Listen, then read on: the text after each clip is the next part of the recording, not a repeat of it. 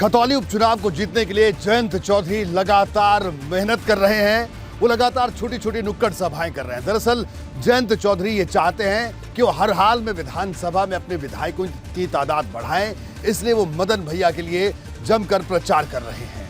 और वो ये चाहते हैं कि लोकसभा चुनाव से पहले खतौली सीट जीतकर वो पूरे पश्चिमी उत्तर प्रदेश में ये संदेश दें कि आरएलडी कितनी मजबूत पश्चिमी यूपी में है।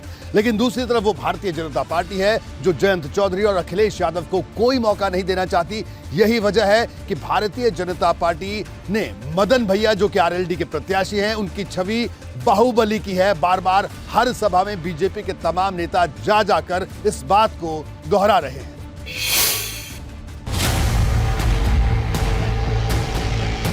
लड़ाई भले एक सीट की है, लेकिन रालोद ने पूरी ताकत लगा दी है। पिछले कुछ घंटों से जयंत चौधरी लगातार लोगों के बीच हैं। रविवार को उन्होंने 11 गांवों में नुक्कड़ सभाएं की थी और सोमवार को भी कई गांवों में तूफानी प्रचार किया। बात किसानों की हो रही है। तारीख 5 दिसंबर की याद दिलाई जा रही है। कानून में प्रावधान है कि 14 दिन में भुगतान हो जाना चाहिए। भुगतान कैसे होगा जब रेट नहीं है? तो चालू इस सत्र में कोई भुगतान की उम्मीद अभी तक किसानों की नहीं बन पाई, क्योंकि कोई रेट सरकार ने घोषित नहीं किया।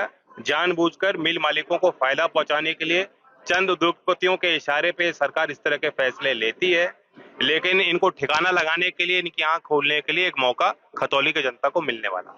5 तारीख को हमारे गठबंधन के प्रत्याशी को जनता जिताएगी खतौली की, तो निश्चित अच्छा गन्ने का मूल्य यही सरकार घोषित करेगी 5 तारीख के बाद। सोमवार को जयंत कभी खतौली के फुलत गांव पहुंचे तो कभी रायपुर नांदी, कभी मथेड़ी गांव में दिखाई दिए तो कभी अंबरपुर में हुंकार भरे। जयंत जानते हैं कि अगर खतौली में उन्होंने खेला कर दिया तो लोकसभा चुनाव से पहले पश्चिमी यूपी की जमीन से बड़ा संदेश जाएगा।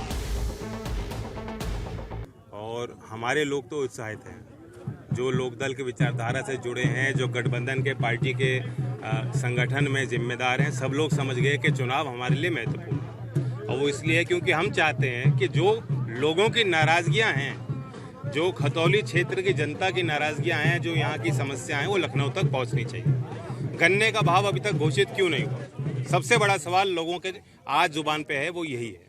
और हम चाहते हैं कि 5 तारीख में ऐसा रिजल्ट आ जाए कि अपने आप गन्ने का भाव घोषित हो और किसान के लिए लाभकारी मूल्य घोषित हो। जयंत इस मुकाबले को अपने नाम करना चाहते हैं।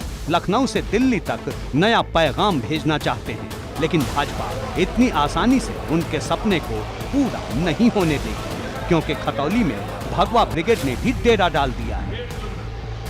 अंबरपुर गए हैं, खेड़ी, ये गांव हमेशा भारतीय जनता पार्टी को प्यार और आशीर्वाद देते रहे हैं। हमेशा से एक तरफा वोट पिछले 4 चुनाव से मैं देख रहा हूँ, हमेशा भारतीय जनता पार्टी को आशीर्वाद यहाँ से लोगों का दिया मिला। एक तरफ आज आपके पास के गांव में श्रीकांत त्यागी भी आ रहा है, वो भी त्यागी समाज से अपील कर रहा है कि भाजपा को वोट ना दे। देखिए, लोकतंत्र है, सबकी अपनी इच्छा है।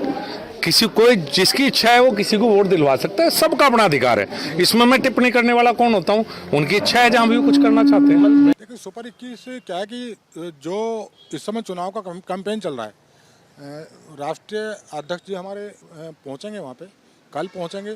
कल वो 11 जनसभाएं करेंगे, 11 मीटिंग करेंगे, 11 गांवों को का कल कैंपेन करेंगे। और परसों मतलब रात्रि विश्राम कल वहीं करेंगे, उसके बाद में परसों 10 गांव का करेंगे। तो 2 दिन में 21 गांव वो कैंपेन करेंगे। उसके बाद 26 तारीख को फिर एक बड़ी जनसभा करेंगे। भाजपा एक एक सीट के लिए पूरी ताकत झोंकने वाली पार्टी का नाम है। खतौली के लिए भाजपा ने बड़े बड़े नेताओं की ड्यूटी लगाई है। राज्य मंत्री डॉक्टर सोमेंद्र तोमर को खास जिम्मेदारी दी गई है, ताकि वो गुर्जर समाज के वोटर को एकजुट करें, क्योंकि हर कोई जानता है कि उपचुनाव का नतीजा लोकसभा चुनाव से पहले पश्चिमी यूपी का नया मिजाज बताएगा।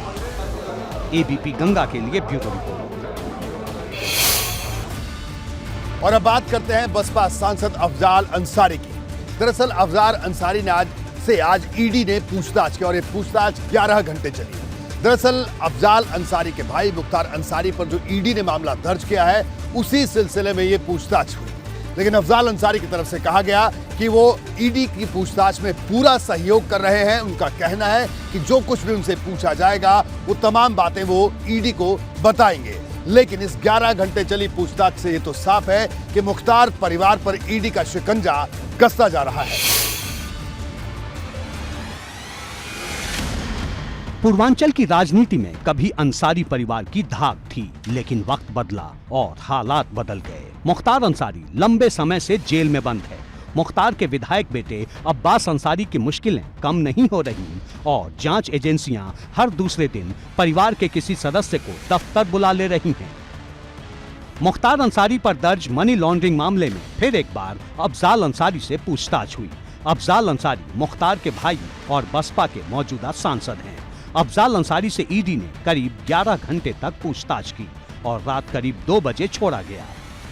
ये 5वीं बार था जब ईडी ने अफजाल अंसारी से पूछताछ की। एक बार तो अफजाल से 12 घंटे तक पूछताछ की जा चुकी है। इस बार समन में ही अफजाल अंसारी से कई कागजात लाने को कहा गया था।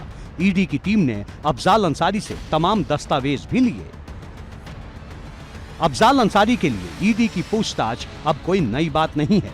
अफजाल का कहना है कि वो ईडी की जांच में हर तरह से सहयोग कर रहे हैं और जो भी उनसे मांगा जा रहा है वो मुहैया करवा रहे हैं। सूत्र बता रहे हैं कि ईडी ने अफजाल अंसारी से उनकी संपत्ति और आय के स्रोतों की जानकारी ली है। इसके अलावा मुख्तार के साले सरजिल रजा से भी अफजाल का आमना सामना करवाया गया। मुख्तार की कंपनी के पार्टनर से आर्थिक लेन देन के बारे में भी सवाल किए गए। मुख्तार अंसारी को सबसे पहले 9 मई को पूछताछ के लिए ईडी ने बुलाया था। उसके बाद कभी अगस्त में तो कभी अक्टूबर में अफजाल अंसारी से पूछताछ हुई। दरअसल ईडी को शक है कि अफजाल अंसारी मुख्तार अंसारी के परिवार के अवैध कारोबार को सियासी संरक्षण देते हैं। माना जा रहा है कि अफजाल अंसारी के बाद मुख्तार के दूसरे करीबियों को भी समन जारी कर तलब किया जा सकता है।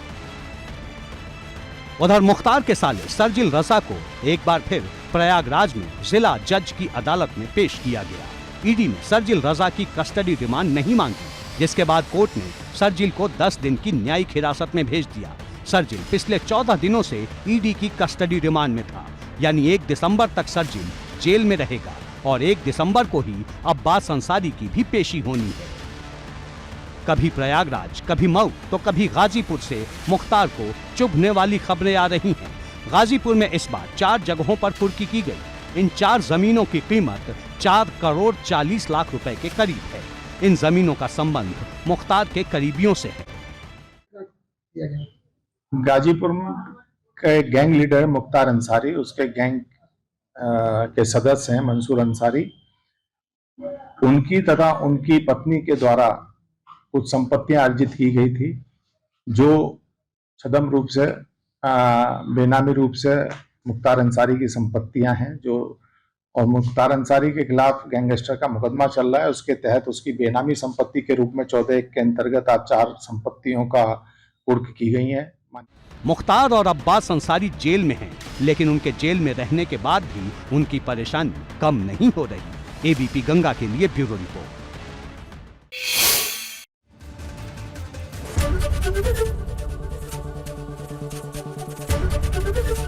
एबीपी गंगा, खबर आपकी, जुबान आपकी।